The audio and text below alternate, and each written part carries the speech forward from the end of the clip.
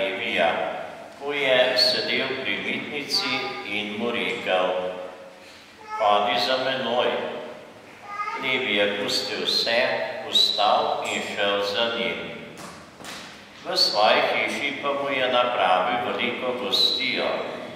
Bilo je zelo veliko cestninarjev in drugih, ki so bili z njimi pri mizi. Farizeji in njih pismouki pa so godrnjali zoper Jezusove učence. Zakaj jeste in pijete s cestninarji in grešniki?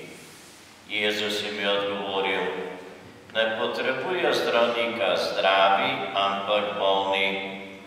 Nisem prišel pokori klicati pravičnih, ampak grešnike.